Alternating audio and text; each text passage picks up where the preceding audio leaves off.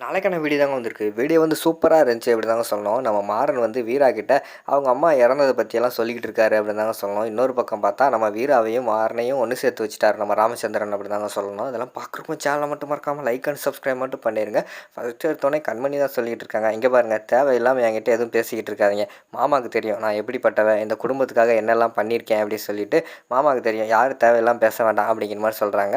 உடனே வள்ளி வந்து சொல்கிறாங்க, அம்மா தாயி நான் உன்கிட்ட பேசலை, எங்கள் அண்ணன்கிட்ட பேசலாம்ல, எங்கள் அண்ணன்கிட்ட பேசிக்கிறேன், கொஞ்சம் நேரம் அமைதியாக இரு அப்படிங்கிற மாதிரி சொல்லிவிட்டு அவங்க வள்ளி வந்து சொல்கிறாங்க, அண்ணே அவங்க 2 பேர் வந்து அவங்களே பிரியப்பட்டு சேர்ந்து வாழ வந்திருக்காங்க சரியா, அவங்களே சந்தோஷமாக வாழ்ந்துக்கிட்டு இருக்காங்க, அதனால் வந்து அவங்கள பிரித்த பாவம் நமக்கு வேண்டானே, நல்லா யோசிச்சு நல்லா முடிவெடுறேன் அப்படின்னு சொல்லிட்டு அந்த இடத்துல வந்து வள்ளி வந்து போயிடுறாங்க. அதுக்கு ராஜேஷோட அம்மா வந்து சொல்கிறாங்க, ஏய் கவலைப்படாதே, உங்கள் மாமனார் வந்து யோசிக்க ஆரம்பிச்சிட்டாரு, கண்டிப்பாக நமக்கு சாதகமாக தான் அவர் வந்து முடிவெடுப்பார், கவலைப்படாத அப்படிங்கிற மாதிரி வந்து கண்மணிகிட்ட சொல்லிக்கிட்டு இருக்கிற மாதிரி தான் காட்டிக்கிட்டு இருக்காங்க. அடுத்து வீரா வந்து நம்ம மாறன்கிட்ட நேரம் போகிறாங்க, இங்கே வா நான் அவங்ககிட்ட ஒன்று பேசணும் அப்படிங்கிற மாதிரி சொல்கிறாங்க.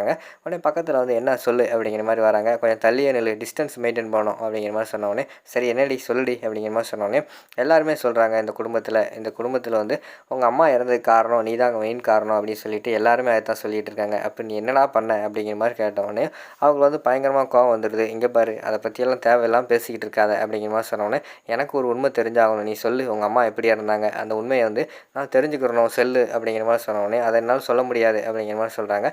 குடும்பமே ஒன்னால தான் இறந்தாங்கன்னு சொல்லிக்கிட்டு இருக்காங்க, ஏன் அவங்களுக்கெல்லாம் தெரிஞ்சது எனக்கு தெரியக்கூடாதா அப்படிங்கிற மாதிரி கேட்டவுடனே, அதை பற்றி கேட்காத அப்படின்னு சொல்லிட்டு டக்குன்னு எனக்குள்ளே வந்து கையில் ஒரு டம்ளர் மாதிரி வச்சுருந்தாங்க, அதை ஓங்கி எரிஞ்சிட்டு ஒருவன் கிளம்பி போயிடுறாங்க.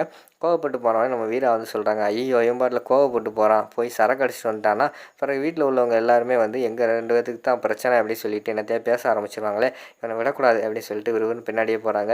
எங்கே போகிற அப்படிங்கிற மாதிரி வந்து வீரா வந்து மாறன்கிட்ட கேட்காங்க. நான் எங்கே போனால் உனக்கு என்ன, போய் உன் வேலையை பாரு அப்படிங்கிற மாதிரி சொன்னோம். நீ எங்கே போனாலும் நானும் வருவேன் அப்படின்னு சொல்லிட்டு 2 பேர் கிளம்பி போகிற மாதிரி தான் காட்டுறாங்க. அடுத்த சீன்லேயே வந்து நம்ம மாறன் வந்து அவங்க அம்மாவோட சமாதிக்கு தான் போகிற மாதிரி காட்டுறாங்க.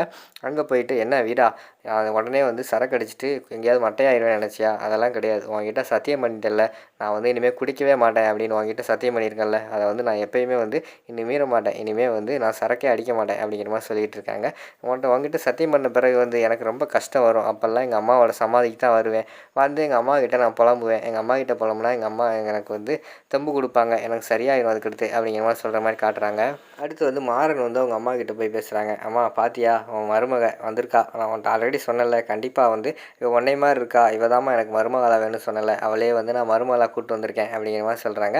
அதுக்குள்ளே வந்து அவங்க தொட்டெல்லாம் கும்பிட்டுக்கிட்டு இருக்காங்க. நம்ம மாறன் வந்து வீரா வந்து அமைதியாகவே இருக்காங்க. இங்கெல்லாம் நீ நடிக்காமல் இருக்க முடியாது, ஏன்னா இங்கே எங்கள் அம்மா இருக்காங்க சரியா அப்படிங்கிற மாதிரி சொன்னோடனே நம்ம வீராவும் அப்படியே கண் கலங்கிட்டு தொட்டு கும்பிட்ற மாதிரி தான் காட்டிக்கிட்டு இருக்காங்க.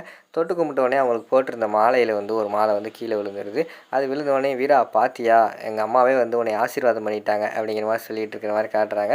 சரி கொஞ்சம் நேரம் நான் இங்கே உட்காந்துட்டு வரட்டுமா அப்படிங்கிற மாதிரி சொன்னோடனே அவனுக்குள்ளே வந்து அந்த சமாதியிலே சாஞ்சு உட்கார்ற மாதிரி காட்டுறாங்க. அம்மா நீ இறந்ததை பற்றி கேட்குறாங்க, எல்லாருமே வந்து நான் தான் உனக்கு காரணம்னு சொல்கிறாங்க. வீரா எங்கள் அம்மாவுக்கு வந்து 3 பசங்க இருந்தாலும் என் மேலே தான் ரொம்ப பாசம், எனக்கு தெரியுமா, நான் வந்து கடைக்குட்டி இல்லை சின்ன பையன், அதனால் என்னை நல்லா பார்த்துக்குருவாங்க, அதனால தான் என் மேலே பாசமாக இருந்தாங்க, கடைசியில் அந்த அந்த பட்டமும் என் மேலே வந்து விழுந்துருச்சு அப்படிங்கிற மாதிரி சொல்லி ஃபீல் பண்ணிக்கிட்டு இருக்கிற மாதிரி காட்டுறாங்க.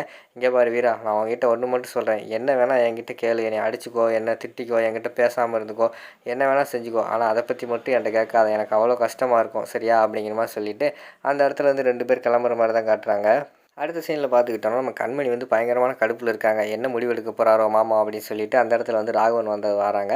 கண்மணி என்ன ஜோசிக்காரர் சொன்னதை நினச்சி வந்து கவலையாக இருக்கியா அப்படிங்கிற மாதிரி கேட்டோடனே, ஆமாங்க என் தங்கச்சி வாழ்க்கை இப்படி ஆகிடுது, நான் என்ன பண்ணுறது அப்படிங்கிற மாதிரி சொன்னோடனே, நீ ஒன்றும் கவலைப்படாத, உங்ககிட்ட ஒரு ரகசியம் சொல்லட்டா, உன்னை நான் கல்யாணம் பண்ணுறதுக்கு முன்னாடி வந்து எங்கள் அப்பா போய் ஜாதகம் பார்த்தாரு, அப்போ ஜோசிக்காரங்க என்ன சொன்னாங்க தெரியுமா அப்படின்னு சொல்லிட்டு ஃப்ளாஷ்பேக் போகுது. அந்த ஜோசிக்காரர் என்ன சொல்லுவார்னா, இந்த பொண்ணு வந்து எந்த குடும்பத்துக்கு போனாலும் ஆகாது, இந்த பொண்ணு எந்த குடும்பத்துக்கு போனாலும் அந்த குடும்பம் வந்து விளங்கவே விளங்காது, அது மட்டும் இல்லாமல் இந்த பொண்ணு வந்து உங்கள் குடும்பத்துக்கு வந்தால் கட்டிக்க போகிறவருக்கே வந்து உயிருக்கே ஆபத்து இருக்குது அப்படிங்கிற மாதிரிலாம் சொன்னாங்க அப்படிங்கிற மாதிரி சொன்ன உடனேயும் அவங்க என்ன வேணால் சொல்லிட்டு போட்டோம், ஆனால் இந்த ஜோசியர் வந்து கண்டிப்பாக வந்து மாறனும் வீராவும் சேர்ந்து இருக்கக்கூடாது, அதுதான் என்னோட எண்ணம் அப்படிங்கிற மாதிரி வந்து நம்ம கண்மணி வந்து நினச்சி பார்த்துக்கிட்டு இருக்காங்க.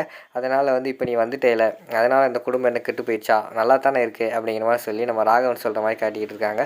இவர் வேறு ஒருத்தர், நான் என்ன பிளான் போட்டிருக்கேன், நான் என்ன நினச்சிக்கிட்டு இருக்கேன் தெரியாமல் இவர் என்னத்தையோ சொல்லிக்கிட்டு இருக்காரு அப்படின்னு சொல்லிட்டு அவங்க ஒரு பக்கம் யோசிச்சுக்கிட்டு இருக்கிற மாதிரி தான் காட்டுறாங்க. அடுத்து வந்து ராமச்சந்திரன் வந்து எல்லாத்தையும் இங்கே வாங்க, நான் ஒரு முடிவு எடுத்துட்டேன். ஆளுக்கு ஒவ்வொரு முடிவு எடுத்திருக்கீங்க. நான் இப்படி பேசுவேன், அப்படி பேசுவேன்னு சொல்லிட்டு. நான் ஒரு முடிவு எடுத்துட்டேன் அப்படிங்கிற மாதிரி சொல்கிறாங்க. மாமா எனக்கு தெரியும் மாமா, நீங்கள் நல்ல முடிவு தான் எடுப்பீங்க. எந்த முடிவாக எடுத்தாலும் நீங்கள் சொல்கிறது தான் மாமா அந்த வீட்டில் கரெக்டு. நீங்கள் சொல்கிறது தான் எல்லோரும் கேட்போம் அப்படிங்கிற மாதிரி வந்து கண்மணி சொல்கிற மாதிரி காட்டுறாங்க. உடனே வந்து நம்ம ராமச்சந்திரன் சொல்கிறாரு, ஆமாம் நான் ஒரு நல்ல முடிவு எடுத்துட்டேன். எனக்கு இந்த ஜாதகத்திலலாம் நம்பிக்கை இல்லைம்மா. அதனால் வந்து இவங்க 2 பேர் வந்து சேர்ந்து வாழணும்னு வந்துட்டாங்க. நம்ம சொல்லி அவங்க வந்தாங்க. அவங்களாம் சேர்ந்துக்கிட்டாங்க. அவங்களாம் வந்துட்டாங்க. அதனால் அவங்க 2 பேரும் இங்கே இருக்கிறது தான் கரெக்டு. இப்போ வந்து இவங்கள பிரித்து விட்ருவோம் அப்படின்னு சொல்லிட்டு பிரித்து விட்டாலும் 2 பேரும் வெளியில் போய் தனியாக தான் இருக்க போகிறாங்க. தனியாக இருந்தாங்கன்னா பல பிரச்சனை வரும். அது மட்டும் இல்லாமல் இவன் ஒரு குடிகார பையன், குடிச்சிட்டு யார்கிட்ட வம்புழுப்பான், ஏதாவது பிரச்சனை வரும்.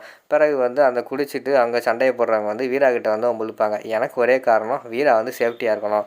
அதனால் வீரா என் கண்ணு முன்னாடி இங்கேயே இருக்கிறதா நல்லதுமா அப்படிங்கிற மாதிரி சொல்கிற மாதிரி காட்டிக்கிட்டு இருக்காங்க. ஆமா என்ன மாமா சொல்கிறீங்க அப்படின்னு கண்மணி பேச வராங்க. கண்மணி என்ன மாமாவை எதிர்த்து பேசுகிற? நீ தானே சொன்ன மாமா என்ன சொன்னாலும் யாருனாலும் கேட்டுக்குருவோன்னு சொன்னேன்ல. இப்போ மாமாவை எதிர்த்து பேசுகிற, அப்போனா மாமா பேச்சுக்கு மரியாதை இல்லையா அப்படிங்கிற மாதிரி வந்து நம்ம வீரா வந்து சொல்கிறாங்க. அதை கேட்டவொடனே கண்மணிக்கு வந்து வாயவே திறக்க முடியல. என்ன பேசுன்னு தெரியல. கடுப்பில் அப்படியே நின்றுக்கிட்டு இருக்கிற மாதிரி தான் காட்டிக்கிட்டு இருக்காங்க. அதோட பார்த்துக்கிட்டிங்கன்னா அந்த எபிசோடு வந்து முடிச்சிடுறாங்க.